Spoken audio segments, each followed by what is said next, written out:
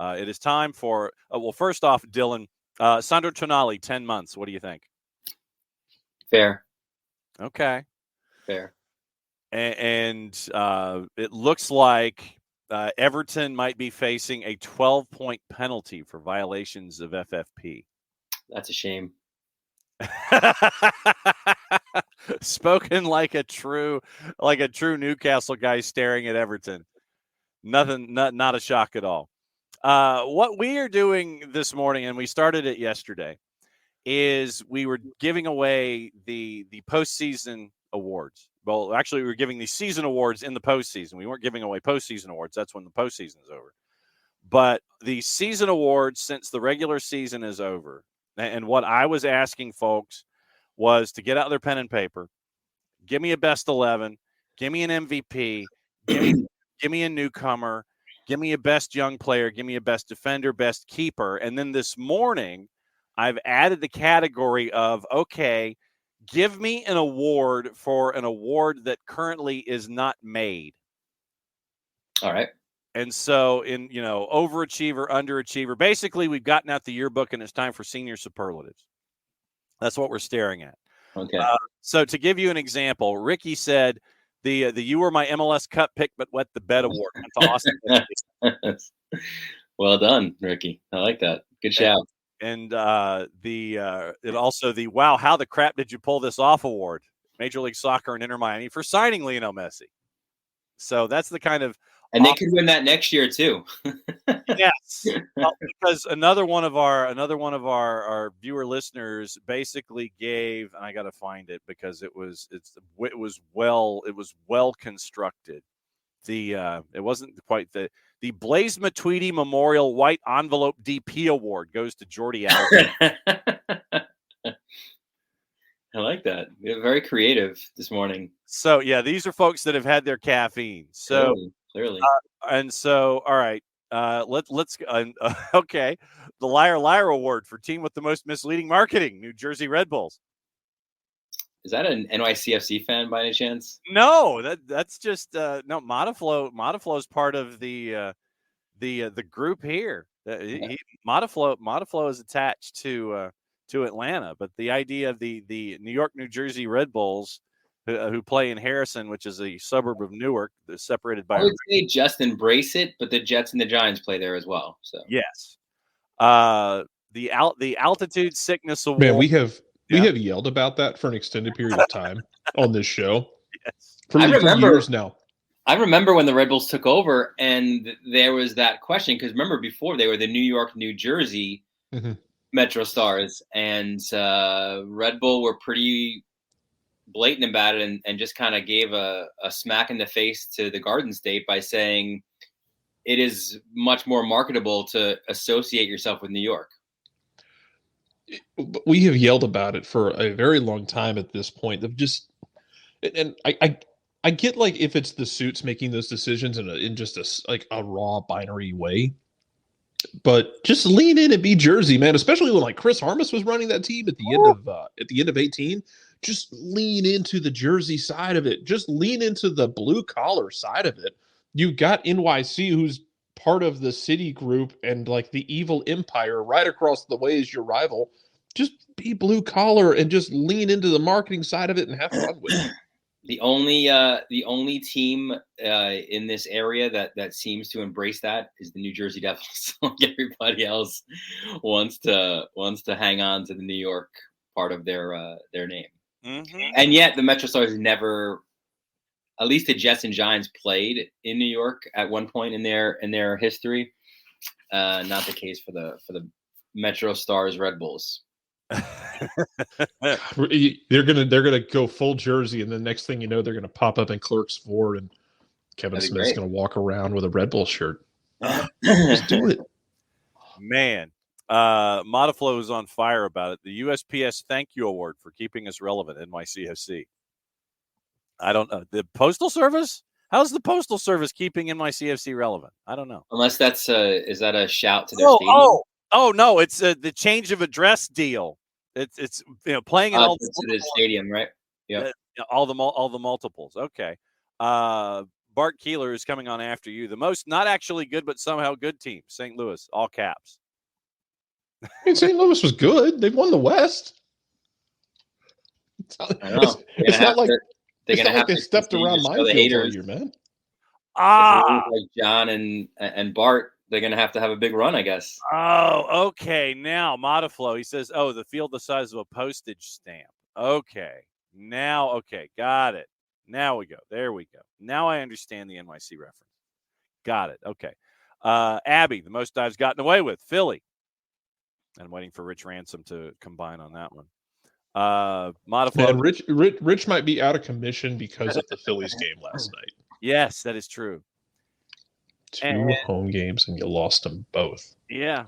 And we're waiting for the retirement of Christopher Mad Dog Russo here, Dylan. Yeah, that's a good one, too. Still waiting for the end of the man's career, but we haven't quite heard about it yet. Are you going to have here's a challenge for you. do Mad Dog interviewing Gary Smith? Oh, wow. So, Gary, I don't know a whole lot about your sport, but, I'm supposed to talk about it because it's, 17 minutes after the hour.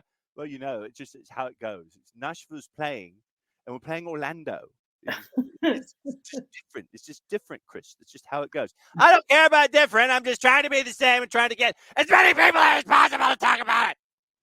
How about that? Why do you call it football? I don't know. Why do they call it football?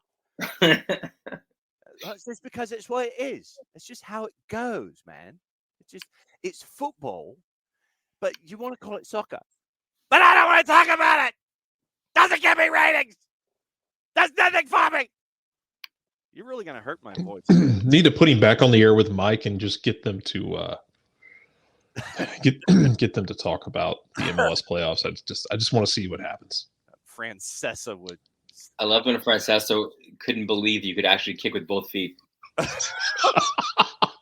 That's one worth checking out on what is it? Fan House, right? Fan House on Twitter. Oh my God, that's amazing. Oh my God. I see now. Well, he's probably thinking like, I've never seen a kicker line up and take an extra point with the other foot.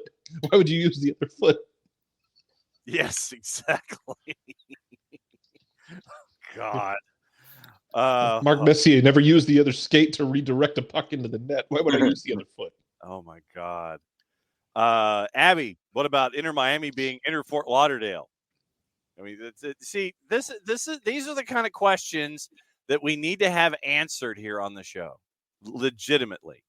These are the questions that people have, and that is why this show takes all of about 7 seconds to go off the rails on a daily basis. Well, no, we went off the rails yesterday because we were trying to figure out which WCW and WWE star needed to hammer the spike next, and why and how. But that was a good local topic, though. But also because like half of them lived in Atlanta at some point because it was just easier with WCW in town. But that's because wrestling is fake. That makes sense. Wrestling's fake. Yeah, we're still calling for Goldberg to do it so we can botch it.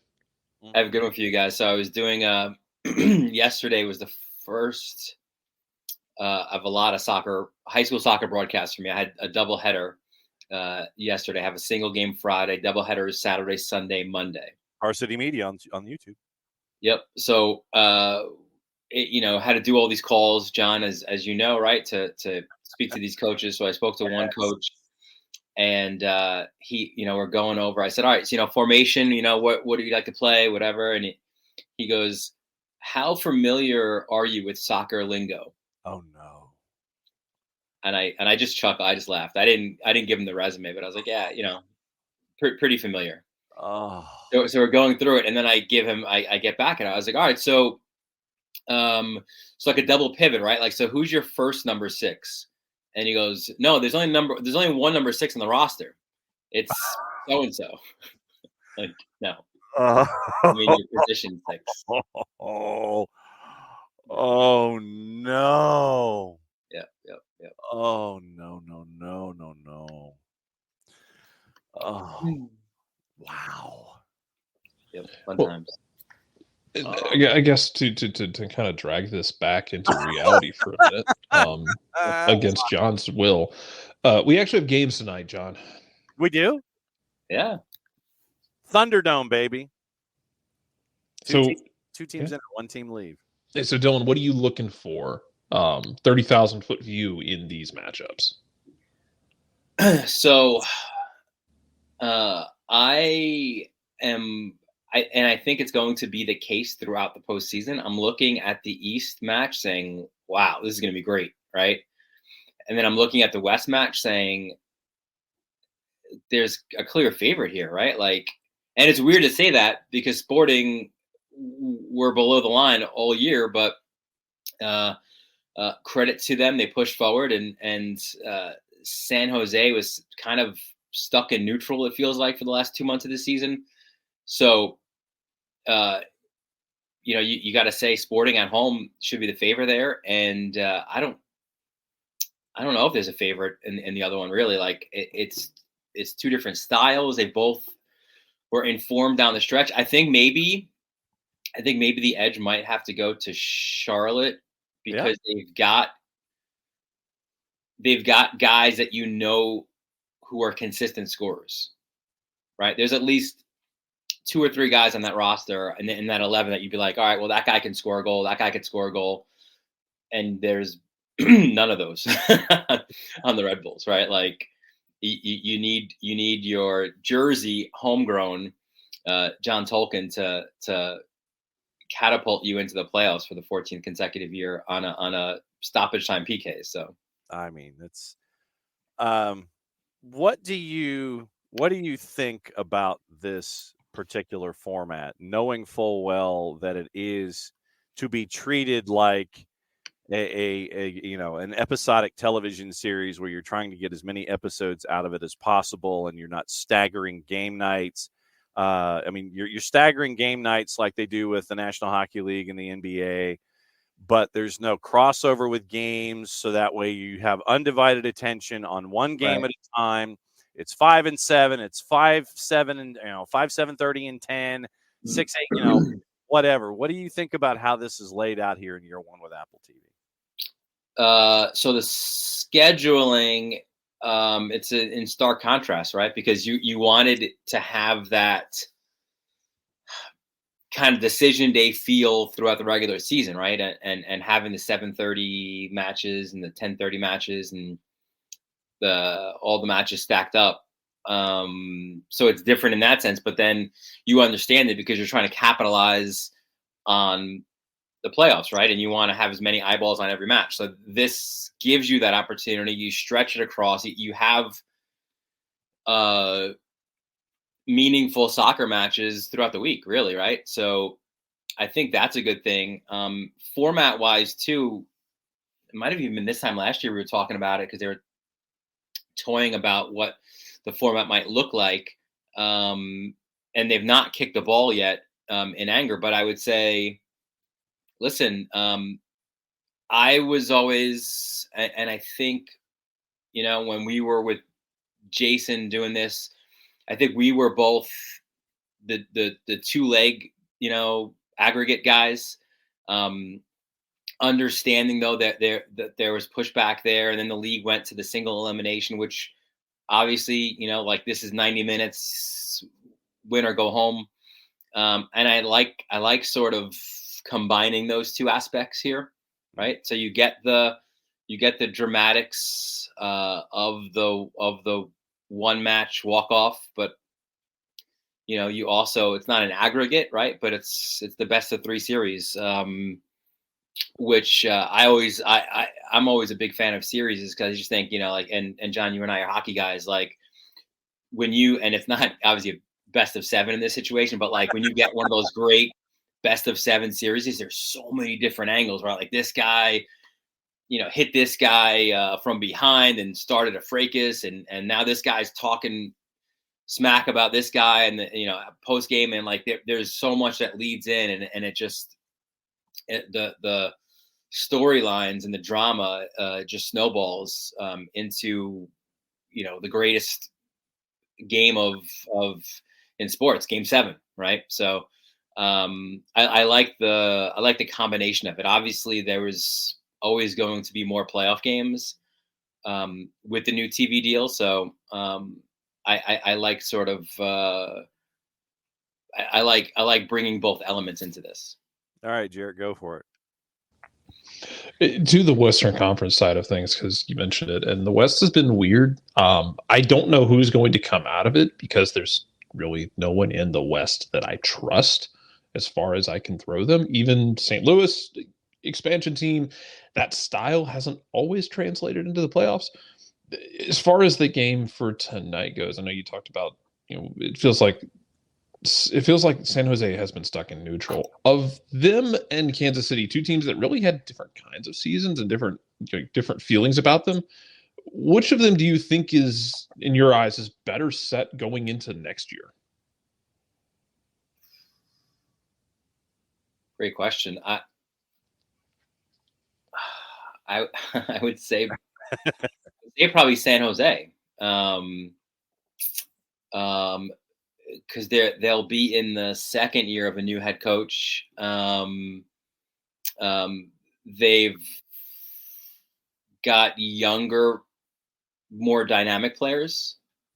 Like Sporting, it kind of feels, and we'll talk about them in a little bit probably, but it seems almost Seattle-esque. Yeah. Like, this is it, guys. This is our last chance together here, and let's try to make the most of it, right? This older team. I mean, Peter Vermes has tried to get a bit younger, but the injuries are still what they are. And obviously, you signed Polito or re-sign him, and that's fragile at best, right? That one's considering his injury past. So yeah, maybe San Jose going forward, but again, they haven't really showed it really, down the start of the season was Espinoza was a low key MVP candidate, and Daniel was, and he was throughout the season a terrific keeper. I don't think Cade Cowell ever emerged for that breakout from his shell season that everyone was expecting to have. Abobasi had a fine season, right? Nothing spectacular. And that's just kind of what they were, right? Like, just nothing spectacular. There was an improvement clearly year over year. And year one is a success under Lucci, but not, in the season, they made a leap forward, but they didn't take that next step into being like an upper tier, even a middle tier team this year.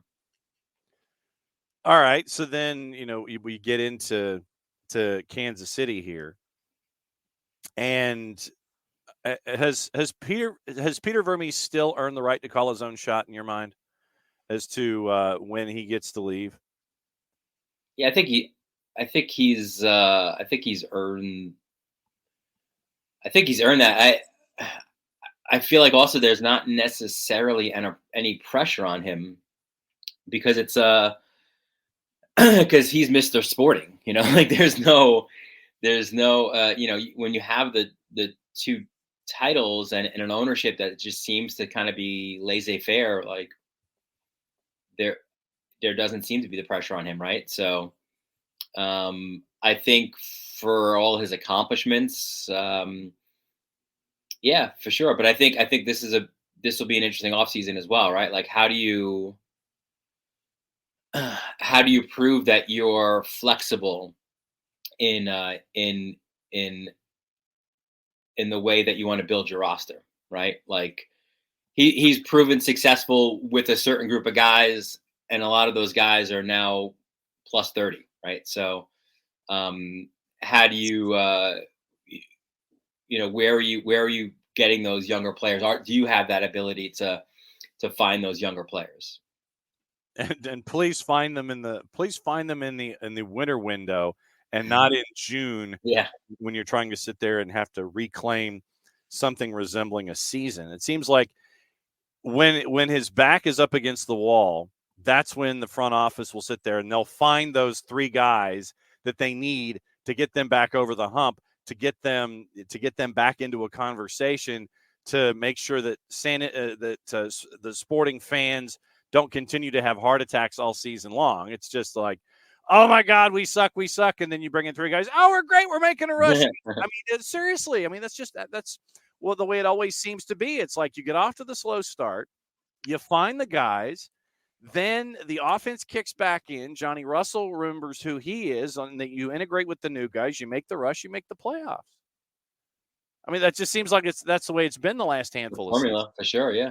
And you sit there and it's like, by the way, this is how we're going to do things, and just continue to give folks heart attacks. Who was the team that overachieved the most for you this year? It's got to be St. Louis, right? Okay. Although they'll it's actually really funny, right? I love all the little, the social media, like all the haters, the naysayers, like you were not a team, like you hadn't played a game. So yes, we're not expecting a lot from you, right? And then you build differently than others. You spend DP money on a goalkeeper, right? Like, and everybody was like, "Bruh, what are you doing?" Yeah. So everything they were doing was kind of counterintuitive to what we saw as how you build an expansion team.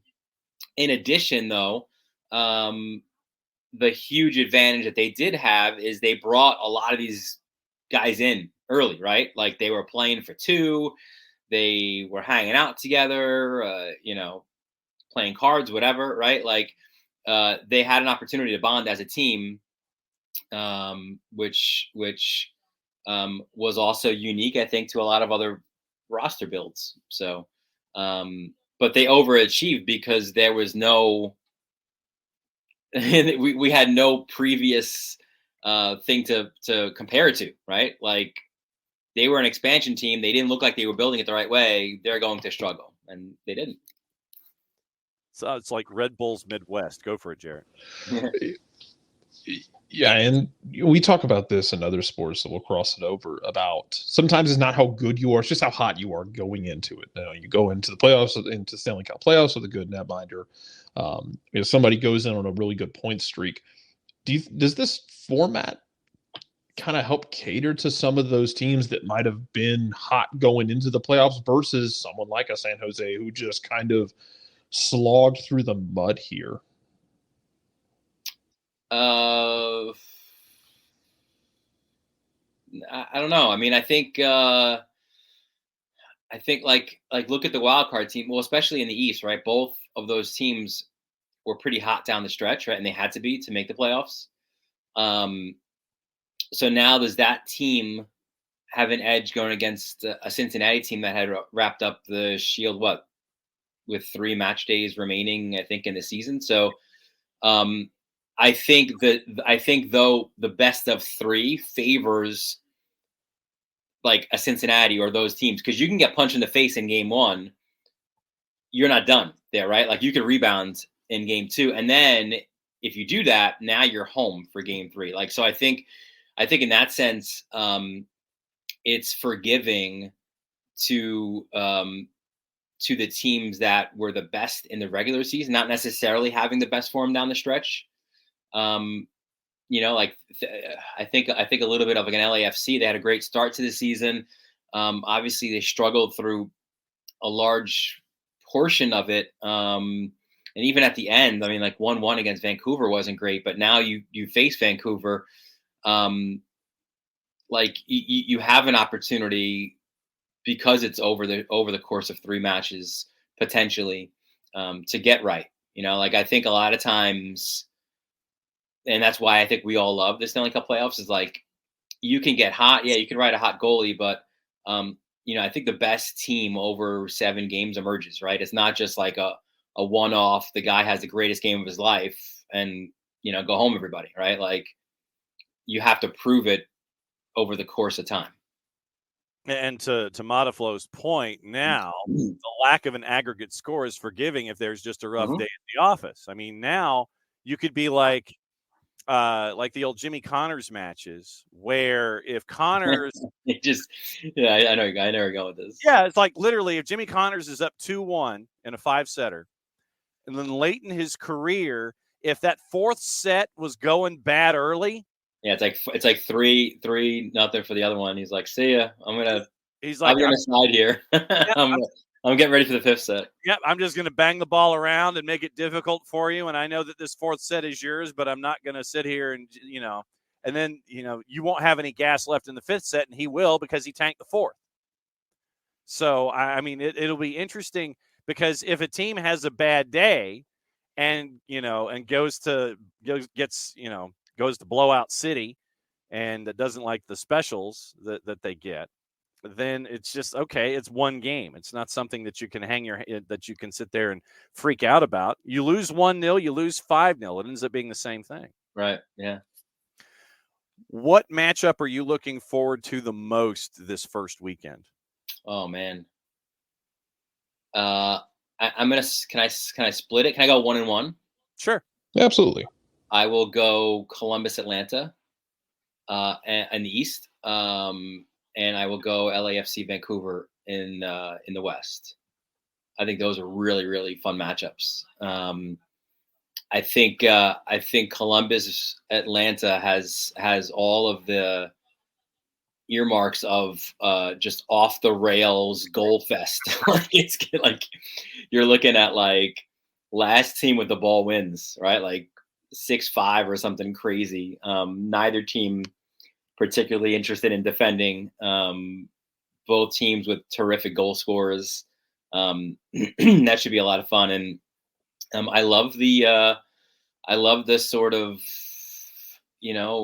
metrics of the idea here of listen, LAFC, right? The big spending, defending champions, and here's Vancouver with as they call them the workman-like DP and Ryan Gauld and another Jersey guy, right? And Brian White, who he will not be confused for Dennis Mwanga on any day of the week, but just gets the job done, man. So then what, sir, are your plans for the weekend when it comes to staring at the opening week of the playoffs? So how many devices are you going to have? One on college football, one on soccer? What are you staring at? I'm not this time, like with my work schedule and such, like, yeah, college football takes a back seat. So it's a lot of chart building for high school soccer games. And yeah, multiple devices, but I'll be on tonight for MLS. I'm on again Sunday. I didn't even look at next week, but yeah, it's going to be a lot of fun for sure. At Dylan_Butler on the Twitters, and the busiest time of the year where football and football mix. And by the way, he appeared on the Stephen A. Smith show, so he is not officially retired under any circumstance. Yeah, he said he's not going to retire this morning.